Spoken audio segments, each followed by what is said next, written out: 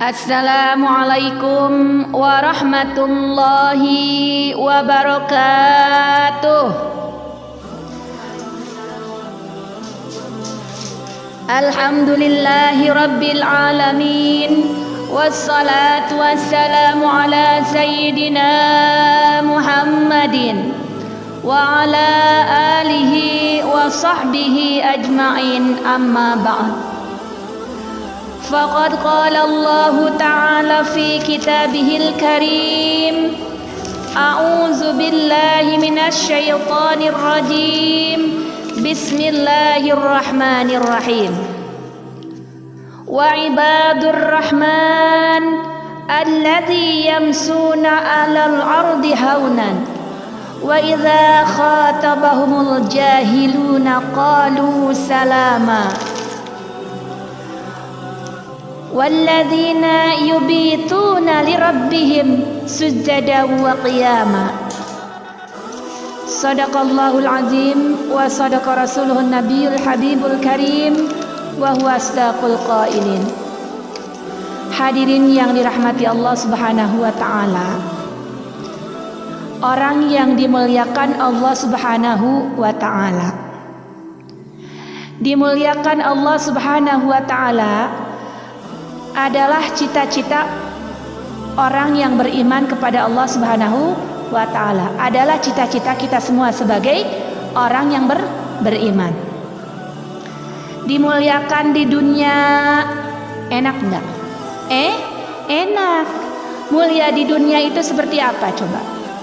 Orang kaya, naik mobil, turun mobil, rumahnya bagus. Orang memandangnya apa? Tuh orang hebat banget, tuh orang mulia banget, seperti itu. Coba kalau orang yang dihinakan orang itu seperti apa? Kita lihat gembel, pakaiannya compang-camping, mau nggak kita nengok? Pasti kita nggak mau nengok. Ah, itu orang gembel, itu orang gila. Coba kalau orang kaya yang lewat, kita lihat dari ujung ke ujung, kita masih ngelihat, wah itu orang kaya, ya. Orang kaya ngadain perkumpulan di rumahnya, ngadain hajatan, kita nggak diundang juga kita datang, karena orang kaya katanya makanannya enak, dagingnya enak. Tapi giliran orang miskin yang undang, ntar dulu kata kita gitu, ya. Kenapa? Paling disediain ikan asin. Padahal itu belum tentu di mata Allah mulianya orang kaya, bisa jadi orang miskin yang lebih mulia, ya. Jadi kita memandang orang itu jangan dari hartanya, jangan dari kemewahan yang dia tampilkan. Pandanglah orang itu dari keimanannya, dari ketakwaannya kepada Allah Subhanahu wa ta'ala. Di sini orang yang dimuliakan Allah itu ternyata orang yang seperti apa? Ya. Pertama, orang yang apabila dicaci maki, dihina, dia berkata salam. Ya, dia tidak marah tapi mendoakan kepada orang yang mencaci itu, doanya adalah semoga engkau selamat. Seperti itu. Ini adalah sifat yang dicontohkan oleh Rasulullah Sallallahu Alaihi Wasallam ketika Rasulullah hijrah ke Taif. Ya, bangsa Taif, orang-orang Taif itu tidak menerima Rasulullah, bahkan mengejek, menghina. Bukan cuma mengejek, menghina, melempari Rasulullah Sallallahu Alaihi Wasallam itu dengan kotoran unta, dengan batu. Tapi apa kata Rasulullah? Salam. Semoga keselamatan untuk orang yang menyambit, untuk orang yang menempong, untuk orang-orang Taif. Bahkan ketika Rasulullah berlumuran darah karena dilempari batu, itu darah ditadangin sama Rasulullah, ya. Darahnya ditadangin pakai baju Rasulullah, jangan sampai darah itu menyentuh bumi. Kenapa seperti itu? Apabila darah itu menyentuh bumi, maka itu Taif akan ditenggelamkan oleh malaikat. Sudah ditenggelamkan oleh malaikat. Justru di situ malaikat yang marah. Rasulullah mah tidak marah, ya, cuma menjawab, salam. Jangan kau tenggelamkan malaikat, jangan kau tenggelamkan hai Jibril. Bisa jadi hari ini bapak mereka, orang tua mereka tidak beriman kepada Allah, tidak mengakui kerasulanku, tapi anak keturunannya bisa jadi mereka akan beriman kepada Allah Subhanahu wa ta'ala. Itu saking mulianya Rasulullah Sallallahu Alaihi Wasallam. Coba kita perhatikan perilaku kita. Seperti itu tidak? Atau mendekati hal seperti itu tidak? Tidak. Kita jalan di jalanan, naik motor. Ya, kita naik motor, kecepretan air, kita bilang apa? Monyet, ya. Dasar monyet, kita selalu bilang seperti itu. Padahal dia cuma kecepretan air, agak berdarah. Nggak sengaja pula orang yang melakukannya. Tapi kita sudah berbuat kasar dan tidak mengatakan seperti halnya yang dikatakan Rasulullah, selamat, semoga orang itu selamat. Berarti orang itu belum tentu sengaja. Jauh sekali perbedaan antara sifat kita dengan sifat Rasulullah Sallallahu Alaihi Wasallam. Tapi bukan berarti tidak ada orang yang seperti itu. Akan selalu ada orang yang mencontoh sifat-sifat yang dicontohkan oleh Rasulullah SAW. Itulah orang yang dimuliakan Allah Subhanahu Wa Taala.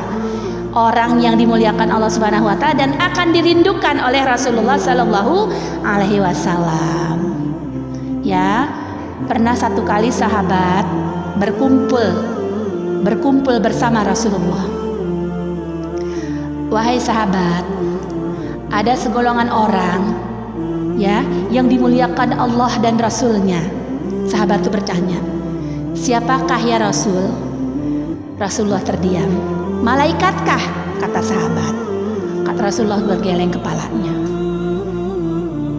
Kamikah para sahabat? Rasulullah pun bergeleng. Kemudian, siapakah ya Rasulullah? Sampai akhirnya Rasulullah itu menundukkan kepalanya sambil berlinang air matanya, menutup mukanya dengan kedua tangannya sambil menangis. Rasulullah berkata, wahai sahabat, mereka adalah kaumku yang tidak pernah melihat aku, tidak sezaman dengan aku, tapi dia beriman kepadaku dan mencontoh sifat-sifat yang ada pada diriku. Seperti itu. Ya, jadi dalam sebuah hadis disebutkan, tuba liman adrakani wa amanabi, summa tuba liman amanabi. Kayak gitu. Jadi itulah mereka yang mengikuti apa yang diajarkan oleh Rasulullah walaupun hidup tidak sejaman dengan Rasulullah. Nah, itu adalah mereka yang bila dicaci dia mengucapkan salam. Ini dijelaskan dalam Al-Quran. Allah Subhanahu Wa Taala berfirman dalam surat Al-Furqan ayat 64. Bismillahirrahmanirrahim. Wa ibadur rahman alladzi yamsuna 'alal ardi hauna wa idza khatabahumul jahiluna qalu salama. Adapun hamba-hamba Tuhan yang Maha Pengasih itu adalah orang-orang yang berjalan di bumi itu dengan merendahkan hati, dan apabila orang-orang bodoh menyapa mereka dengan menghina, mereka mengucapkan salam. Itulah sifat-sifat Rasulullah Sallallahu Alaihi Wasallam yang ketika kita mengikutinya maka Allah akan memuliakan kita. Rasulullah akan memuliakan kita di dunia dan di akhirat. Ketika dihina, ketika dicaci, tetap sabar, tetap ikhlas dan berjalan di muka bumi dengan tidak sombong. Bandingannya, jadi ketika orang sombong itu sebenarnya itu adalah hina di mata Allah Subhanahu wa Ta'ala dan tidak dimuliakan di dunia dan di akhirat. Nauzubillah. Hadirin yang dirahmati Allah Subhanahu wa Ta'ala. Yang kedua adalah orang yang dimuliakan Allah adalah orang yang menghabiskan waktu malamnya untuk beribadah kepada Allah Subhanahu wa Ta'ala. Malam itu jam berapa sih? Mulai maghrib pun sudah malam. Dimulai dengan sholat maghrib, kemudian sholat isya. Setelah isya ngapain, Bu? Kebanyakan dari kita setelah sholat isya tuh udah girang banget, waktunya tidur, udah nggak inget sampai subuh, udah girang banget udah bangun. Apakah orang yang seperti ini? Bukan, ya. Orang yang menghabiskan waktu malamnya untuk berdiri dan bersujud kepada Allah Subhanahu wa Ta'ala, ya. Ini orang yang rajin melaksanakan qiyamul lail, ya, sholat malam, berdoa kepada Allah dan berzikir kepada Allah. ini dimuliakan sama Allah. Dalam ayat lain Allah berfirman, wa minal laili fatahajjad bihi nafilatan lak asa ayyab'asaka rabbuka maqaman mahmuda.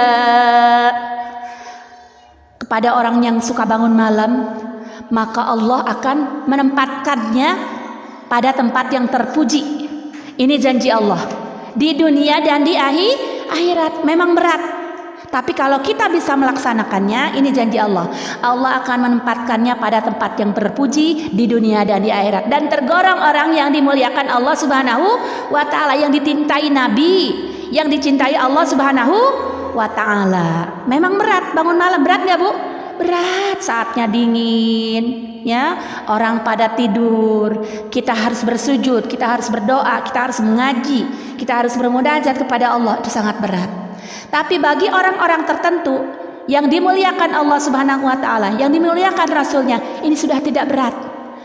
Ya, ini sudah tidak berat. Ya, coba kita lihat Pak Habibie, orang yang paling pinter di Indonesia, ya, bahkan di dunia diakui, di Jerman diakui. Dia bisa bikin pesawat terbang, ya.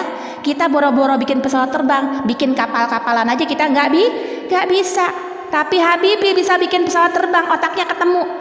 Atas bantuan siapa? Allah Subhanahu wa ta'ala. Kisah hidupnya itu dia tidak pernah sekalipun meninggalkan tahajud, ya. Itu Habibie. Makanya Allah muliakannya tak di dunia, mudah-mudahan di akhirat juga. Ya, inilah janji Allah. Wa minal laili fatahajjad bihi nafilatan lak asya ayyab'asaka rabbuka maqaman mahmuda. Itu janji Allah. Ya, itu janji Allah. Kemudian yang ketiga, orang yang dimuliakan Allah Subhanahu wa ta'ala adalah orang yang menginfakkan hartanya di jalan Allah Subhanahu wa ta'ala.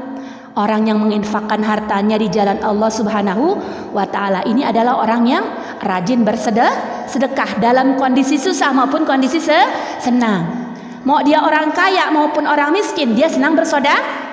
Kalau orang kaya bersedekah wajar, duitnya banyak. Kalau orang miskin bersedekah sangat hebat. Itu kedudukannya di atas orang kaya.